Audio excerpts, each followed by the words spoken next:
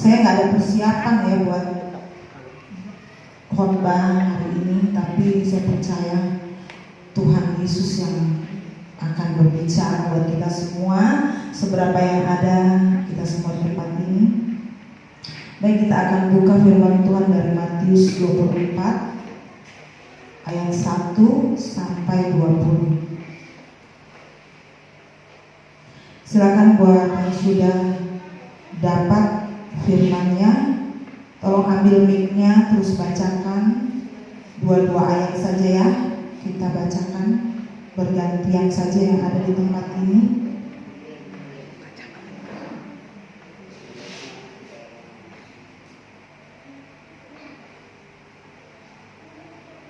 Ada mic, ambil Kak Vika mic-nya. Matius 24. Ya, terima kasih buat Pak Jiri.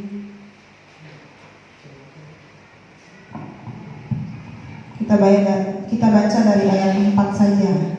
Ayat 4. Ya, silakan.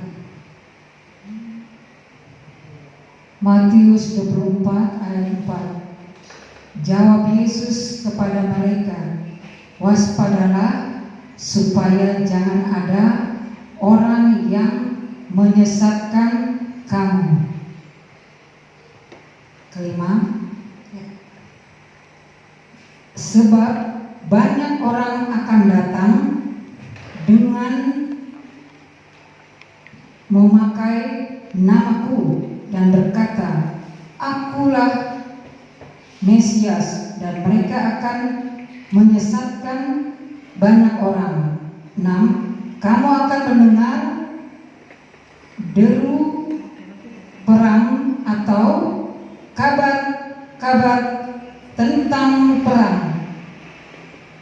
Namun awaslah, jangan kamu gelisah. Selalu sebab semuanya itu harus terjadi. Tetapi itu belum kesudahannya. Ya, terima kasih buat Kak Vika yang sudah membacakan firman Tuhan. Baik, saya lanjut kembali buat siapa yang sudah dapat. Saya langsung bacakan ya. Di ayat yang ke-7, sebab bangsa akan bangkit melawan bangsa dan kerajaan melawan kerajaan. Akan ada kelaparan dan gempa bumi di berbagai tempat.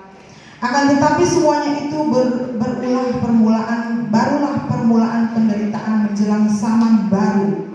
Pada waktu itu kamu akan diserahkan supaya disiksa, dan kamu akan dibunuh dan akan dibenci semua bangsa oleh karena namaku.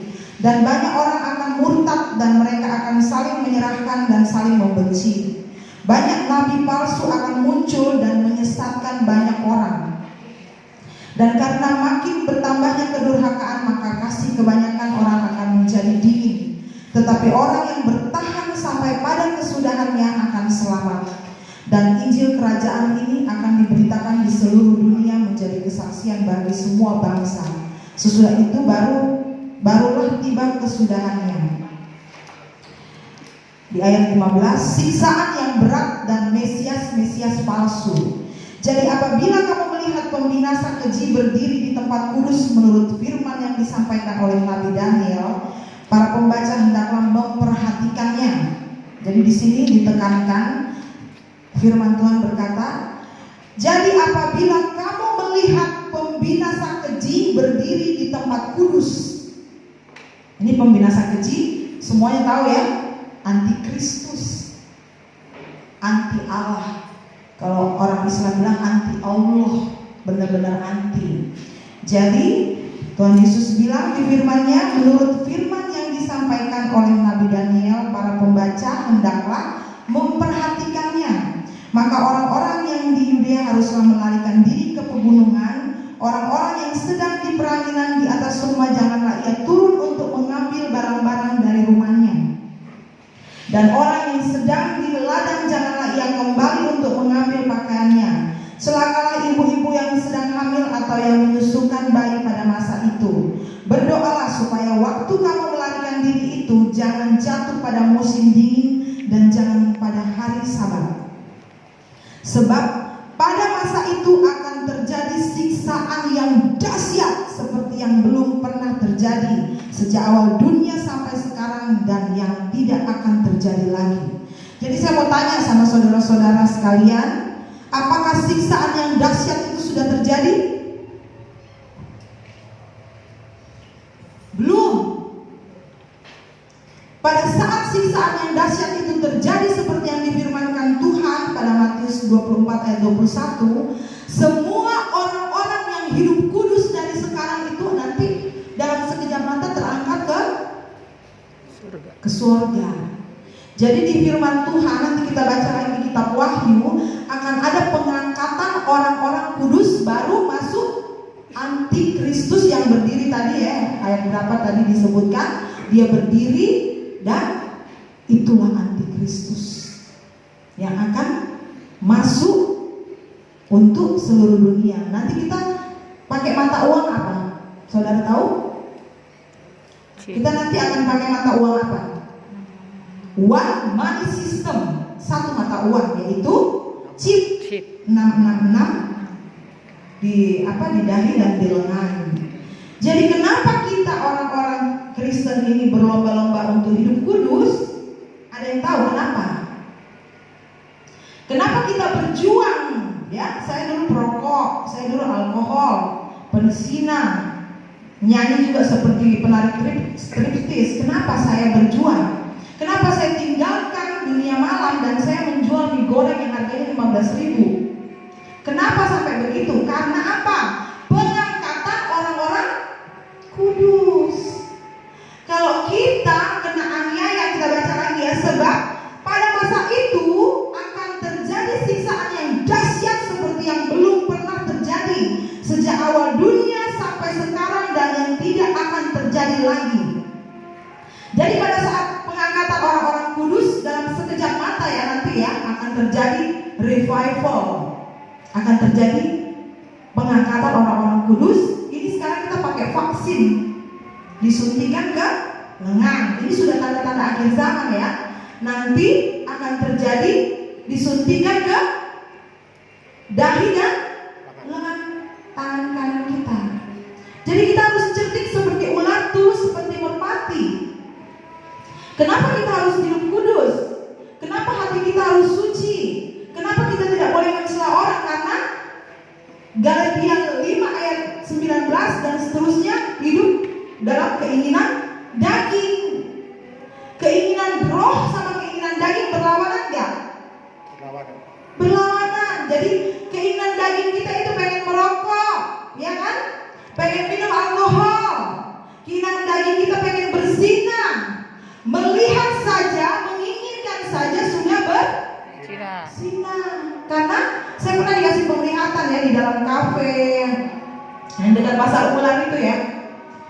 Saya puasa, saya bilang Tuhan kok di kafe kok bisa nggak boleh sih nyanyi, kok nggak ada tempat pelacuran. Tiba-tiba saya tutup mata, habis saya puasa sore itu saya pas menyanyi saya tutup mata begini. Pas saya buka mata saya, itu manajernya ada tariknya saudara. Mukanya tuh serem banget, saya nggak usah sebutkan ya, nggak enak juga gitu. Dan terus saya lihat teman-teman saya pada disco-disco gitu lah, alas musik ya waktu itu. Tiba-tiba saya diperlihatkan Roh Kudus, lidahnya keluar panjang banget, itu roh persinahan. Jadi dia sedang mencari-cari mangsa. Jadi diri kita itu bukan kita lagi. Kalau kita hidup secara kedagingan, yang bertahta di hati kita 100% adalah Lucifer. Jadi kita hidup di bawah kuasa Lucifer. Jadi Tuhan Yesus perlihatkan di kafe itu roh persinahan sedang bergoyang-goyang cari mangsa ya. Terus manajer kafe itu mukanya serem banget. Tuhan Yesus bilang itu roh perbudakan. Haleluya, saya ngeri banget. Saya sudah dikasih lihat begitu saja saya masih nyanyi-nyanyi loh. Saya nggak pusing Roh Kudus bilang apa. Tapi pada saat satu orang lagi diperlihatkan Tuhan Yesus bilang, kamu lihat sana laki-laki itu teman kamu. Tapi saya kasih perumpamaan, dia lihat kamu lihat dia, kamu saling suka. Itu ada yang menetes di kemaluan kita dan artinya melihat menginginkan saja adalah persinahan. perpisahan. Jadi kita harus berhati-hati saudara. Banyak pendeta-pendeta yang gak masuk surga. Banyak pendeta-pendeta yang akan ditinggal pada saat pengangkatan karena roh persinahan. Gak kuat. Karena iblis itu cerdik seperti ular. Pintar dia. Udah jadi pendeta, udah bagus-bagus, malah yang sedikit roh masuk. Karena apa? Di dalam firman Tuhan berkata, iblis itu seperti singa yang mengaum-ngaum untuk menelan mangsanya. Dia berkeliling, bukan cuma di Indonesia, sampai ke luar negeri sana. Kenapa sampai corona terjadi? Tuhan izinkan corona terjadi supaya diskotik tutup, bar tutup, yang ada alkohol harus tutup. Kalau tidak, Tuhan bilang tanpa kekudusan tidak satu pun yang bisa melihat Allah. Jadi kita hidup kudus ini supaya kita bisa masuk surga. Karena surga itu di kitab Wahyu berlapis emas lantainya dan permata semua ya, dinding-dinding surga. Jadi Tuhan Yesus bilang banyak tempat aku sediakan, tapi penuai sedikit. Saya saja dulu ya sudah bawa orang banyak untuk masuk neraka. Saya udah menyanyi di bar, joget-joget, udah gak karu-karuan mabok. Karena apa? Orang kalau datang melihat saya harus beli minuman keras. Kalau gak beli minuman keras, saya gak laku nyanyi di atas. Benar gak? Nah, pada saat itu saya buka hati buat Tuhan Yesus. Saya mau diproses Tuhan, dibikin nol, gak punya apa-apa sama sekali. Nangis saya, Tuhan. Semua disawer-sawer. Saya gak punya uang. Mana orang banyak yang ngutang, beli mie, saya goreng mie apa segala macam ya. Capek, sakit banget. Diproses Tuhan itu pertamanya sakit. Tapi kesudahannya kita menang. Pasti kita menang. Kalau kita mau diproses, pasti kita menang. Tapi kalau kita gak mau diproses, jangan harap kita mau menang. Kita akan gagal. Kita akan jadi kaki tangan Lucifer, gak akan masuk surga. Tuhan bilang apa? Di Galatia 5 ayat 19. Coba kita baca.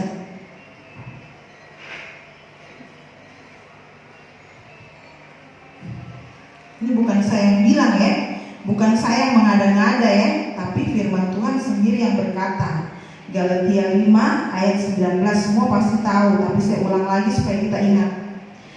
Demikianlah firman Tuhan, perbuatan daging telah nyata, yaitu percabulan, kecemaran, hawa nafsu, penyembahan berhala, sihir, perseteruan, perselisihan, iri hati, amarah, kepentingan diri sendiri, percideraan, roh pemecah, kedengkian, kemabukan, pesta pora, kemabukan, termasuk di dalamnya pesta pora itu seperti apa?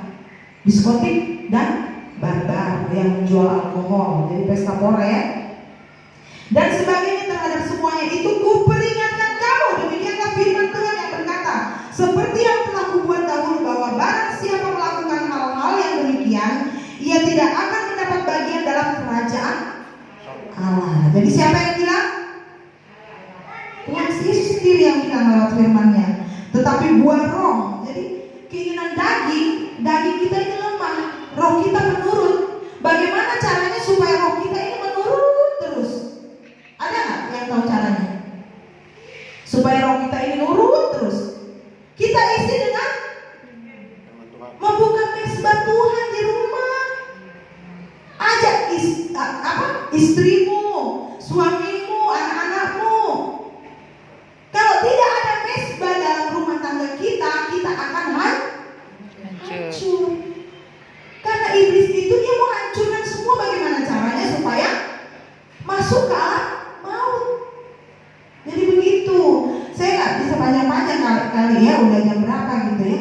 Tapi saya ingatkan buat kita semua. Jadi kalau ada di handphone kita yang goda-godain kita sudah punya suami, kita sudah punya istri, jangan mau. Iya kan? Karena itu adalah roh persinahan. Kalau kita sudah jatuh lewat handphone saja, kita akan jatuh terus. Pasti itu. Udah janjian di handphone, gua ada laki gua, udah nggak apa-apa kita ketemu di mana, kayak kan nggak tahu. Tapi